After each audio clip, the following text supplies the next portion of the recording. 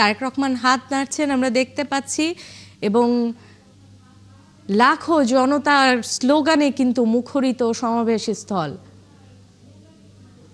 তার সাথে বিএনপির যে স্থায়ী কমিটির সদস্য আমরা দেখতে পাচ্ছি সালাউদ্দিন আহমদকে, দেখতে পাচ্ছি মির্জা আব্বাসকে, তাদের সাথে কথা বলছেন।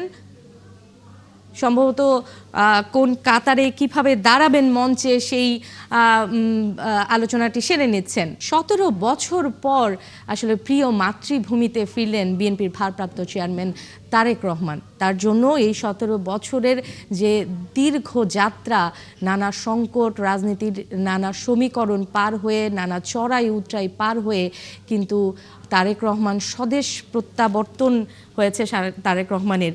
এবং তারেক রহমানের যে আবেগ অনুভূতির কথা, সেই আবেগ অনুভূতির মিশ্রণ কিন্তু এই 17 বছর রয়েছে আমাদের কাছে। কয়েকটি শব্দ 17 বছর কিন্তু তারেক রহমানের জন্য কিন্তু বিশাল যাত্রা এবং রাজনীতির সমীকরণের। আমরা কিন্তু 5ই আগস্টের পর নানা গুঞ্জন শুনছিলাম তারেক রহমান আসবে কিনা, তারেক রহমান আসবেন কিনা দেশের মাটিতে। সেই জল্পনা কল্পনা ছাড়িয়ে কিন্তু তারেক রহমান তার নিজের মাতৃভূমিতে দেশের মাটিতে চলে এসেছে। এবং আমরা দেখছি সমাবেশ স্থলের মির্জা ফখরুল ইসলাম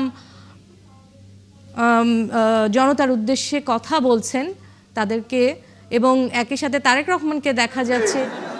আমাদের নেতা তারেক রহমান তিনি দূর থেকে আমাদেরকে নেতৃত্ব দিয়েছেন, আমাদের গণতন্ত্রের লড়াইকে সামনের দিকে এগিয়ে নিয়ে গেছেন এবং আমরা অবশেষে 5ই আগস্ট ছাত্র জনতার গণঅভ্যুত্থানের মধ্য দিয়ে তারেক রহমানের নেতৃত্বে আমরা সে ব্যাংককে বিতাড়িত করতে সক্ষম হয়েছি। আজকে সেই নেতা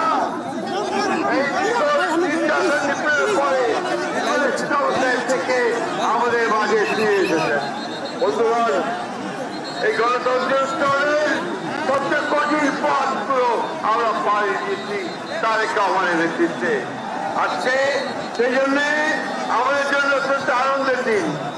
অন্যদিকে আমাদের মাতা দেশনেত্রী বেগম খালেদা জিয়া অসুস্থ অবস্থায় আজকে হাসপাতালে রয়েছেন। আজকে আমরা একদিকে আল্লাহ তাআলার কাছে দোয়া করবো যেন তিনি সুস্থ হয়ে আমাদের মধ্যে ফিরে আসেন, আর একই সঙ্গে দোয়া করবো যেন তারেক রহমানের নেতৃত্বে আপনাদের আগামী 26-এ বারুইপুরে যে নির্বাচন, সেই নির্বাচনে জয়ী হয়ে আমরা যেন গণতন্ত্রকে প্রতিষ্ঠা করতে পারি, আইনের শাসনকে প্রতিষ্ঠা করে দিতে পারি। 31 দফাকে বাস্তবায়িত করতে পারি। সকলকে আবারও আমরা বিএনপির পক্ষ থেকে ধন্যবাদ, কৃতজ্ঞতা জানাচ্ছি। দেশের খালিদের পক্ষ থেকে ধন্যবাদ, কৃতজ্ঞতা জানাচ্ছি এবং তারেক রহমানকে আমরা স্বাগত জানাচ্ছি। আসসালামু আলাইকুম।